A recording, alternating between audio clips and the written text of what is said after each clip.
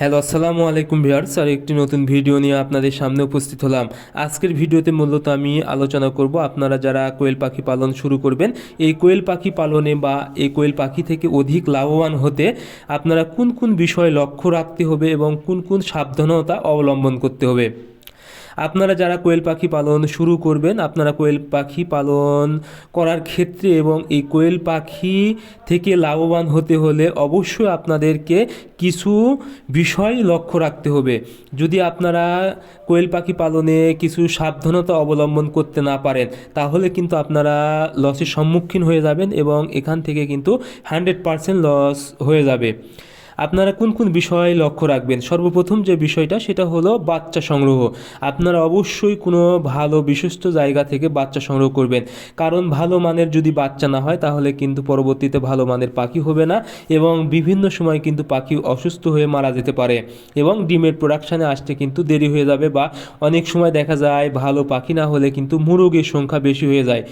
সেক্ষেত্রে কিন্তু আপনারা আর্থিকভাবে অনেকটাই ক্ষতিগ্রস্ত হয়ে যাবেন। এই জন্য অবশ্যই আপনারা বাচ্চা সংগ্রহের ক্ষেত্রে অবশ্যই এই সাবধানতা অবলম্বন করবেন। এরপরে যে বিষয়টা সেটা হলো বাচ্চা যখন নিয়ে আসবেন, অর্থাৎ বাচ্চা রাখার জায়গা বা এই পাখি রাখার জায়গা যেন যথেষ্ট পরিমাণ আলো বাতাস প্রবেশ করতে পারে সেদিকে অবশ্যই খেয়াল রাখতে হবে।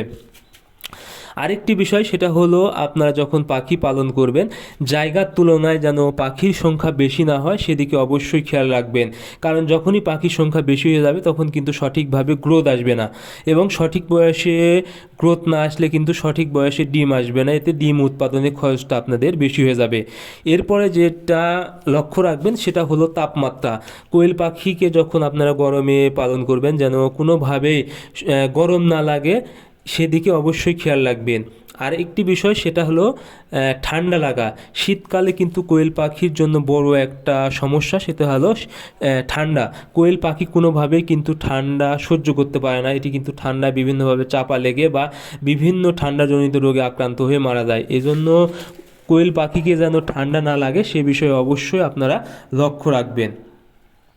এরপরে যে বিষয়টা সেটা হলো আপনারা কোয়েল পাখিকে বিভিন্ন রোগে আক্রান্ত যেন না হয় সেক্ষেত্রে সবসময় নিয়মিত ভ্যাকসিন করবেন। বিশেষ করে রানীক্ষেতের ভ্যাকসিনটা আপনারা অবশ্যই করে নেবেন, বিশেষ করে 40 থেকে 50 দিন পর পর, এবং আমাশয়ের ওষুধ ব্যবহার করবেন 40 থেকে 50 দিন পর পর, কারণ এই কোয়েল পাখির কিন্তু রানীক্ষেত রোগ এবং আমাশয় রোগটা বেশি হয়ে থাকে।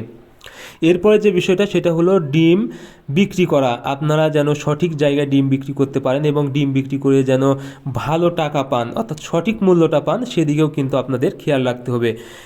আপনারা কোয়েল পাখি পালনের ক্ষেত্রে অবশ্যই আমি যে বিষয়গুলো বললাম এই বিষয়গুলো যদি সাবধানতার সাথে লক্ষ্য রাখেন বা সাবধানতা অবলম্বন করেন, আশা করি আপনাদের কোয়েল পাখি থেকে টাকা লাভ করতে পারবেন এবং লসের সম্মুখীন হবেন না। ধন্যবাদ সবাইকে।